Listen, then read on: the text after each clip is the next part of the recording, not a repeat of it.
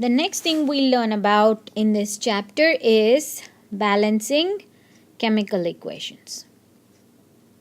Okay, remember we said chemicals on the left hand side of the reaction are the reactants and chemicals on the right hand side are the products.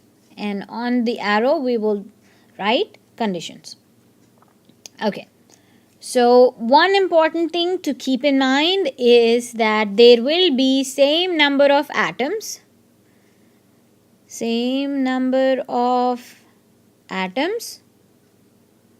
of a certain element on both sides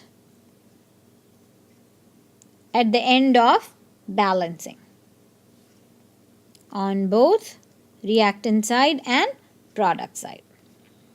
Okay, that means after the balancing is complete, the number of elements on the reactant side and the number of element on the product side of every element will be same.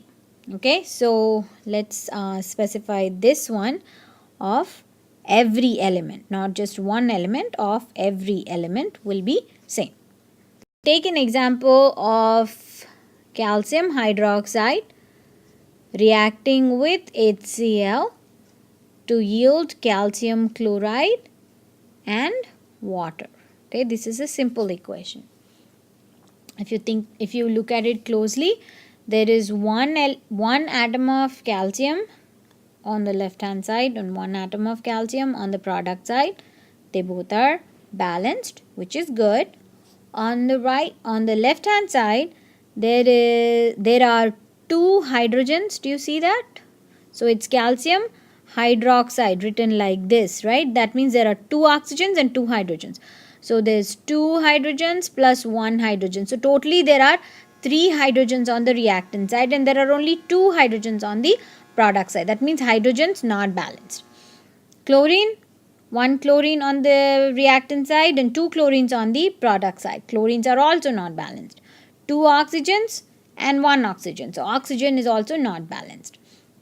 One tip I wanted to give you is that if there is an element standalone by itself, for example Cl2 or O2 standalone by itself, try to balance it in the end, because what you can do is you can put any number here and balance it out. So it's easier that way. Most of the time it works. So one tip is, if there is a standalone element, it doesn't have to be a diatomic standalone element. If it is by itself, try to balance it in the end.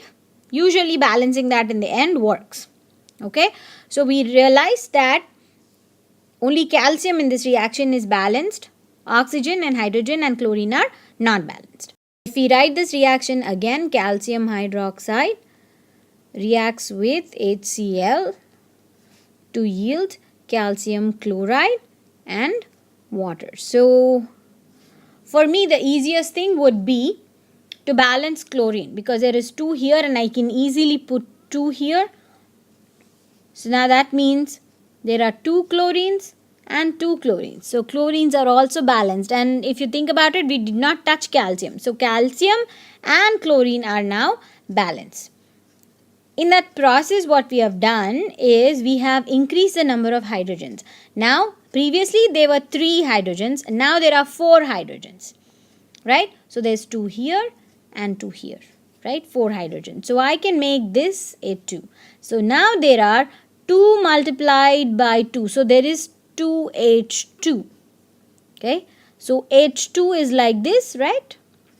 Like that, there are 2 H2s now in here, right? Okay. So 2 hydrogens here. 2 H2s. So that means there are 4 hydrogen atoms.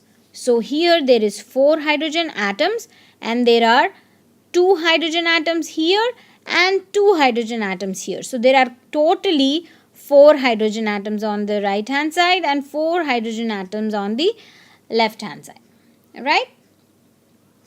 And there are 2 oxygen atoms here. So when you 2H2O, okay, 2H2O, it is like writing 2H2O in parenthesis like this. This is equivalent to that. What does that mean?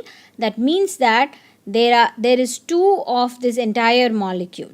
Okay, so that will translate to, so if there is H, H and O, right, if this is H2O, there are 2 H2Os. So that means there are 2 water molecules. So totally 4 hydrogens and 2 oxygens, right?